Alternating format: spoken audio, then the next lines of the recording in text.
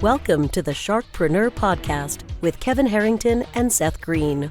Kevin Harrington is the inventor of the infomercial, one of the original sharks from the hit TV show Shark Tank, and has generated over $5 billion in TV and digital direct response sales.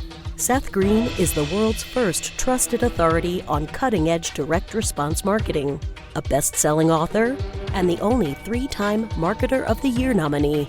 On the podcast, Kevin and Seth interview sharkpreneurs who share straight talk on what it takes to explode your business.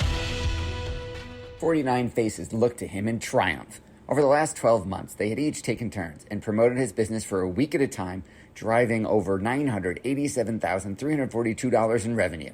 What if you had a network of 50 centers of influence who promoted your business every week for a year? Grab your copy of the #1 Amazon best-selling book, The Ultimate Guide to Growing Your Business with a Podcast, at 33% off the Amazon price by going to ultimatepodcastbook.com. Again, that website for 33% off the Amazon price is ultimatepodcastbook.com. Welcome to the podcast. This is your co-host, Seth Greene. Today, I've got the good fortune to be interviewing Paul Ross, who Tom Cruise played a character based on him in the movie Magnolia. He started the entire pickup artist movement many decades ago. And we're going to talk about how that evolved into helping business owners and entrepreneurs in just a minute. Paul, thank you so much for joining us. Thank you. And thank you for giving me the honor of addressing your audience. I know they're giving me an incredibly valuable resource, which is their time and focus and attention. And I will do my very best to ensure that they are well rewarded for it. Absolutely. So let's go back in time a little bit. How did you start the pickup artist movement?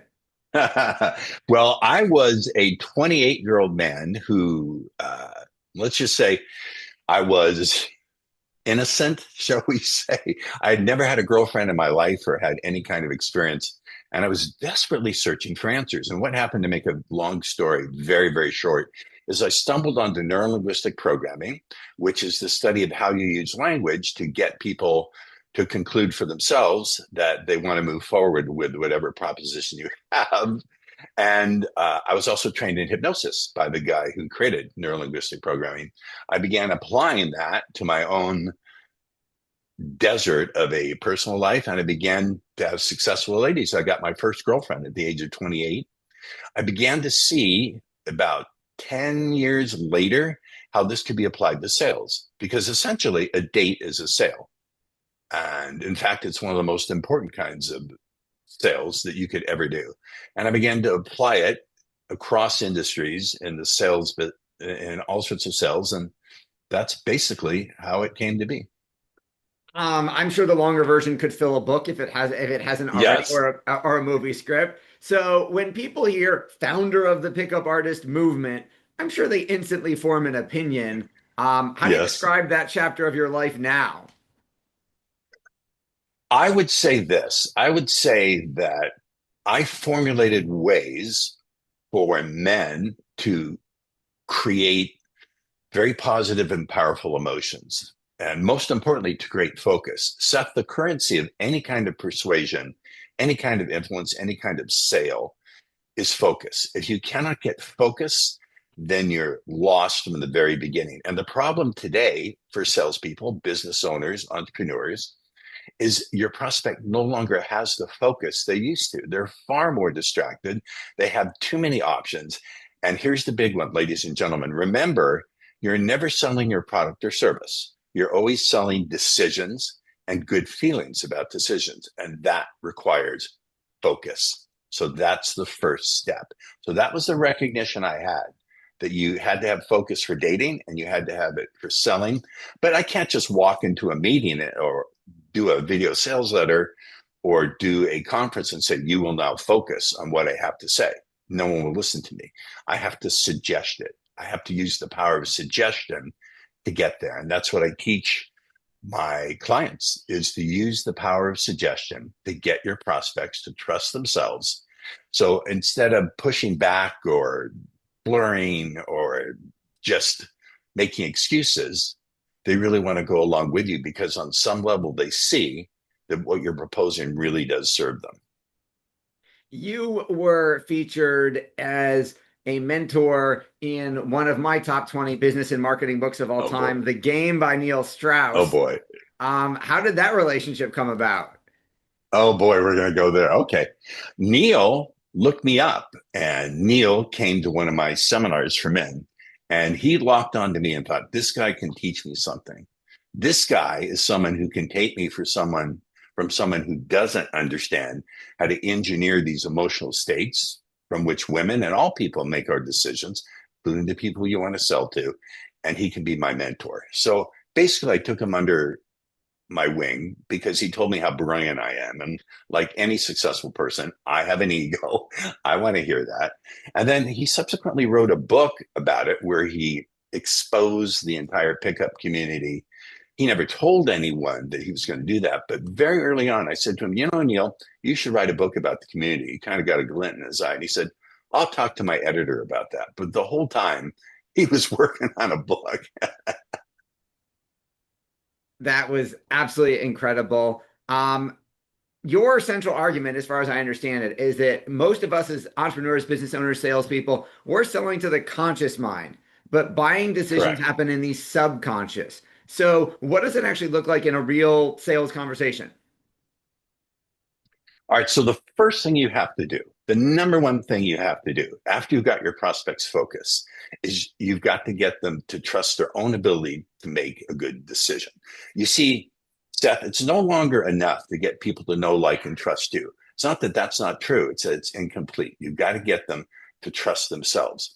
So if I were going into a sales conversation, the first thing I do is to say, before we begin our exploration together today, I just want to invite you to share one thing.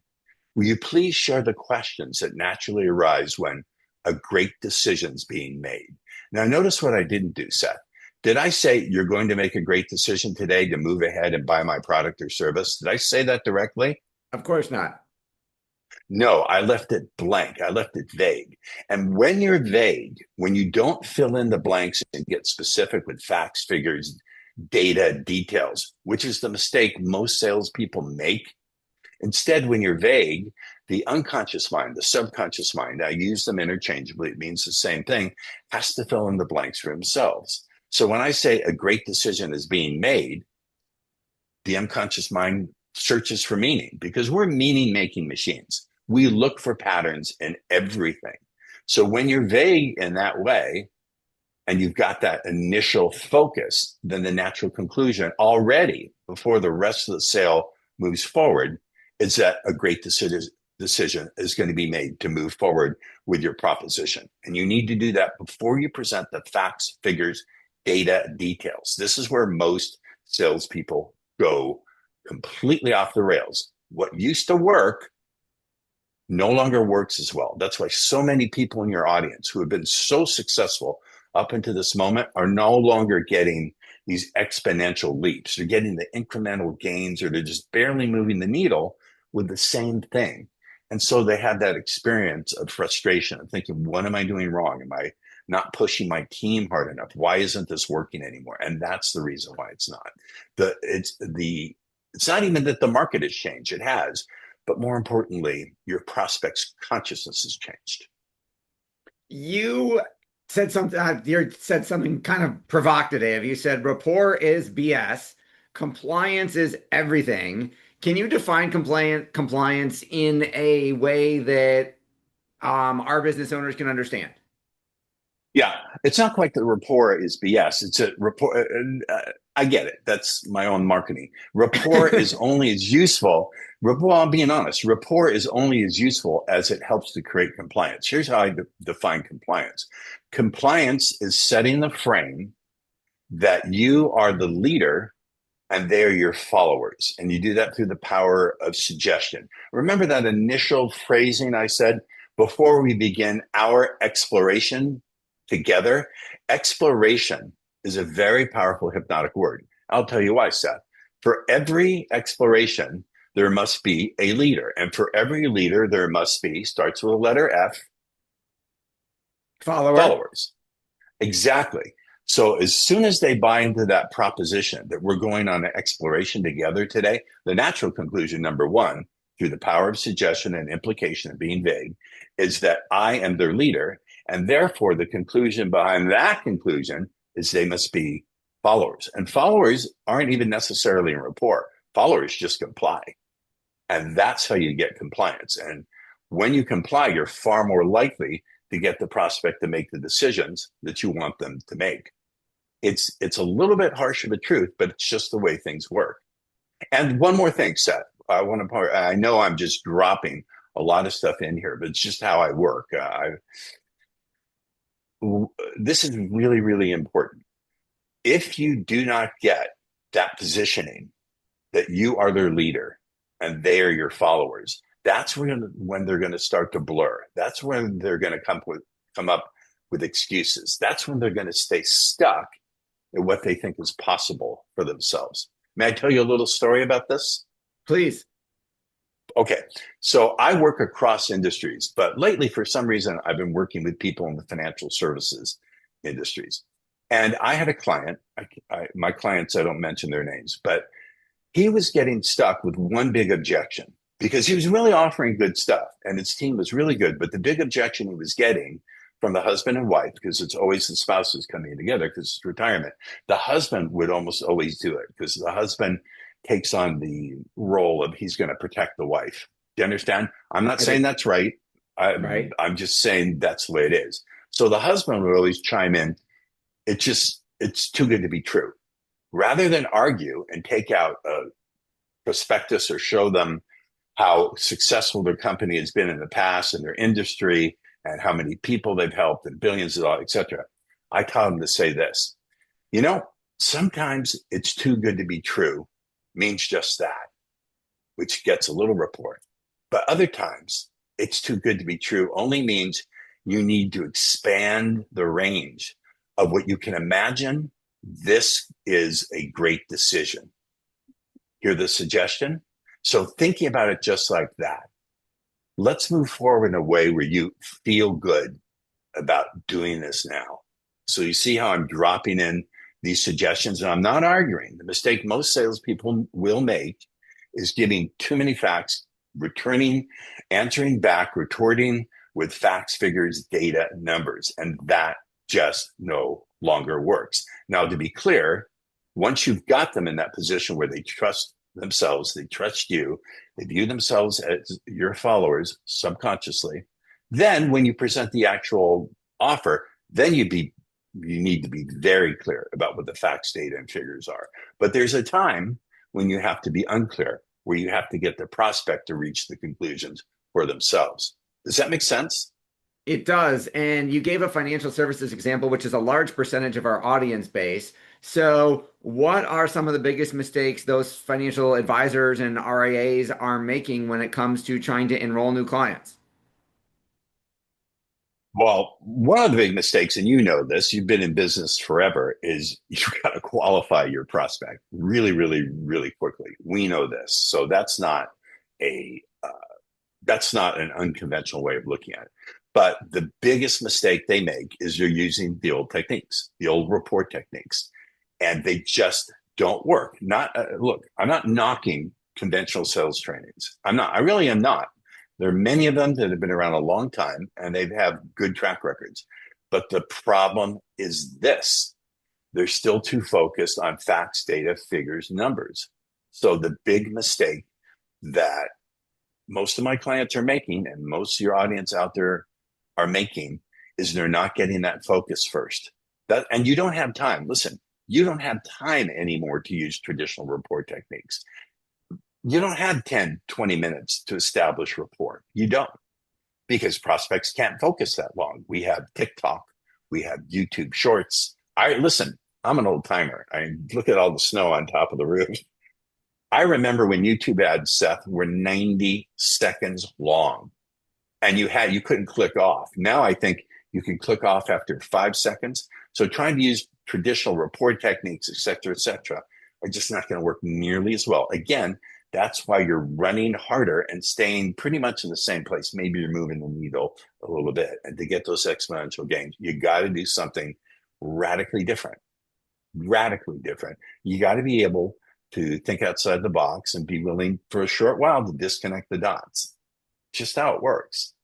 That makes sense. You've helped so many people in so many different areas for so long. What's the biggest challenge you're facing now?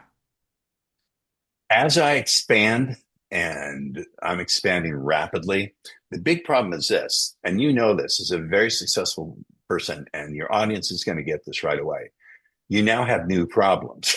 When you get a lot more successful, you have new problems, and you have to upgrade your systems, and you have to have new systems. And that is a challenge. Don't get me wrong. I have great people on the bus. I have a great team, but you absolutely have to accept it. As you get more successful, new systems have to come in. And I am not, when it comes to the technical side of my business, I for my clients, I create these language pattern systems, yes. But when it comes to the technical side, I don't know how it works. So you have to create new systems. That's the big challenge. Your passion is obvious. What do you like best about what you're doing? I like seeing the results. I like having people go, wait a minute. I expected, when I first hired you, I thought he'll improve my sales maybe 10, 15%. But I don't want to offend anyone's religious sensibilities. Whatever. I can't believe where you've taken me. And when I see that, and I also love seeing the light bulb go off when they really get what I'm talking about, when they can no longer look at sales the way they used to look. It's been completely transformed. I love that. That is absolutely incredible. For our folks who are watching and listening and want to learn more about what these patterns are, what this process works, how to put it into practice, where is the best place for us to send them to learn more about you? Sure. So I've created something exclusively for your podcast audience, where I basically walk you through the language patterns, the phrases that create that focus, create that trust in themselves, and show you how to engineer these decisions. You can only get it by going to www.sellwithsuggestion.com/Sharkpreneur. That's www.sellwithsuggestion.com/Sharkpreneur. Awesome. Well, we greatly appreciate your time. We know it's incredibly valuable. Thank you, Paul, for joining us.